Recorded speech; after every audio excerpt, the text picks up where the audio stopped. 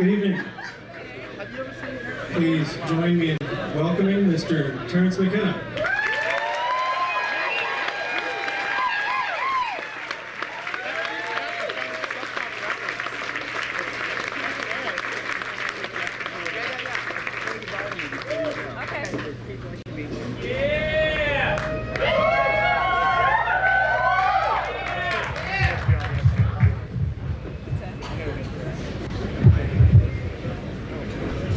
How's that?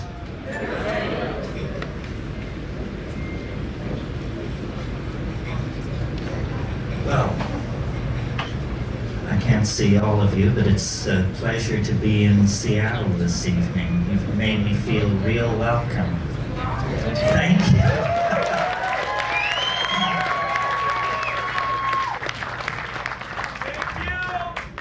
Before I get started, I want to thank some people who made this possible. First of all, I want to thank Bruce Pavitt for his friendship and vision and patronage. I'd like to thank Jared and Alex. I'd like to thank HPX and Anodyne. These are the people responsible for the visuals. I'd like to thank John, who's responsible for the ambient background, if there is one. And Dean Chamberlain, who took the amazing photographs of Albert Hoffman and Tim Leary and myself, other people. Be sure and check out his photographs. The guy is a major talent. Okay, so much for all of that. I hope you all got the brochures which were available this evening, which indicate major events in the psychedelic community to come. One in Mexico that's become legendary over the years, and one dedicated to psychedelic artists that will occur in Hawaii this September, that is a new experiment and an effort to expand the dialogue on psychedelics, to bring artists out of the closet and to force a confrontation on the issue of the impact of psychedelics on creativity.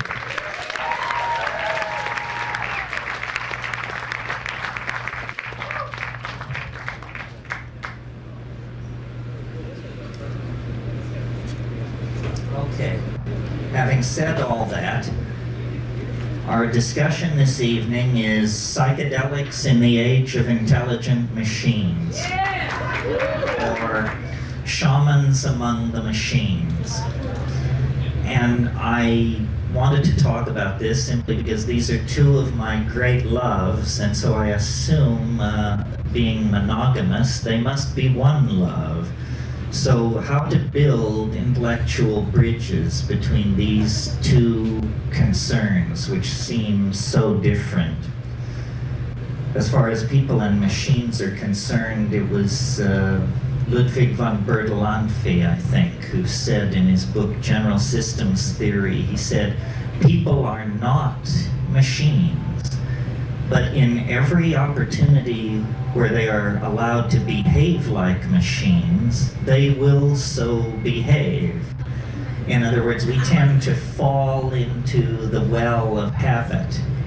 Though the glory of our humanness is our spontaneous creativity, we too, as creatures of physics and chemistry, of memory and hope, tend to fall into repetitious patterns. And these repetitious patterns are the death of creativity. They diminish our humanness. They diminish our individuality, make each of us somehow like cogs in some larger system. And we associate this cog-like membership in larger soulless systems with the machines that we inherit from the age of the internal combustion engine, the age of the jet engine. You know, Marshall McLuhan said we navigate our way into the future like someone driving who uses only the rear view mirror to tell them where they're going. it's not a very successful strategy for navigating into the future. So I made a number of notes on this matter of psychedelics and machines. To me, the connecting bridge, well, there are many, but the most obvious one is consciousness expansion. After all, psychedelics, before they were called entheogens, before they were called hallucinogens, before they were called psychedelics, they were simply called consciousness expanding drugs. Good phenomenological description of what they do. And certainly the technology of cybernetics is a consciousness expanding technology. It expands a different area of consciousness.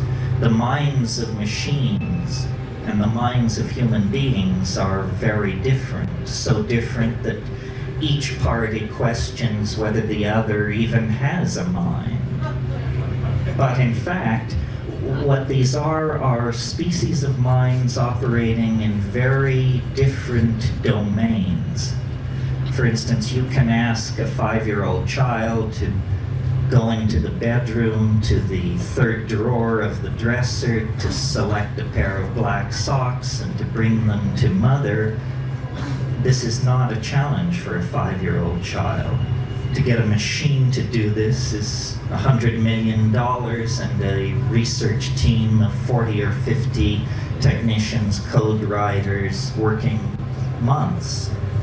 On the other hand, if you ask a person for the cube root of 750,344, much head-scratching results. A computer is utterly undaunted by that question.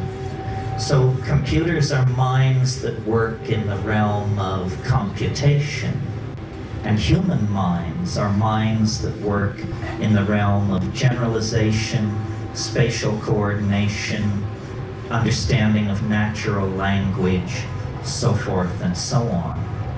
Are these kinds of minds so different from each other, pilgrims, that there is no bridge to be crossed? I would submit not. That in fact the bridge between the human mind and the machine mind is symbolic logic, mathematics. When we think clearly, we are intelligible to machines. People who write code know this, that the essence of making yourself clear to a machine is to think clearly yourself. The machine has no patience for the half-truth, the analogy, the semi-grasped association. For the machine, everything has to be clear. Everything must be defined. So that's the commonality between minds and machines of the calculating species. What are the common bridges between psychedelics and these machines? Well, to my mind, this is an easier bridge to gap. Both computers and drugs are what I would call function-specific arrangements of matter. And as we develop nanotechnological abilities as we move into the next century, it will be more and more clear that the difference between drugs and machines is simply that one is too large to swallow. And our best people are working on that. You know,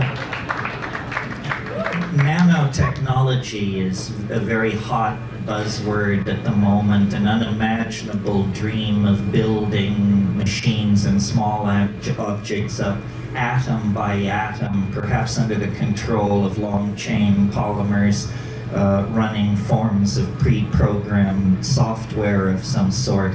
It's all very razzmatazz, very state-of-the-art. But in fact, pharmaceutical chemists have been working in the nanotechnological realm for over 100 years. I mean, when you synthesize molecules out of simpler substrate, specifically to have a conformational geometry that matches something going on in the synapse of a primate, a human or a monkey or something like that, you are working at this nanotechnological level. Both the psychedelic and the new computational machines represent extensions of human function. And this is really close to the nub. It locks in with the concept of prosthesis. The drugs, the psychedelic substances, the shamanic plants are forms of prosthetic devices for extending the human mind, the human perceptual apparatus into hidden realms or inaccessible realms. Similarly, the machines, by allowing us to model, calculate, and simulate very complicated multivariable processes, extend the power of the human mind into places it could never dream of going before. And part of what seems to me very real about being a human being and inheriting 10,000 years of human history is the complexity of the inheritance and the growth of that complexity. 1,000 years ago, an intelligent human being could actually dream of mastering the entire database of Western civilization. Read all the classic authors, read the Bible, and you're closing in on it around AD 1000.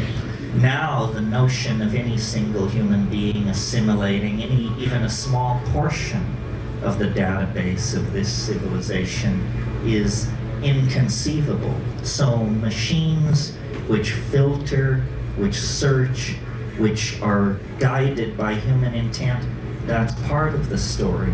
The other part of the story are boundary-dissolving states of ecstasy in which all the factoids of the culture are thrown up for grabs.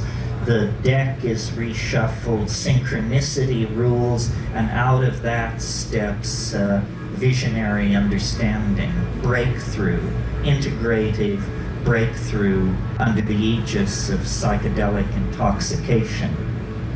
So, prosthesis for the human mind, and with the advent of virtual realities of various sorts and that kind of thing, prosthesis for the human body. And I'm very keen on sort of the under-the-table effects of these things. In other words, I'm a full-going, full hard-charging McLuhanist. And I really believe that the strengths and weaknesses of the world we've inherited are strengths and weaknesses put there by print and by the spectrum of effects which McLuhan called the Gutenberg galaxy, the spectrum of effects spun off from print. And if you're not used to thinking in McLuhanist terms, it may not seem immediately obvious to you that phenomenon as different as the modern notion of the democratic citizen, the modern notion of interchangeable parts on an assembly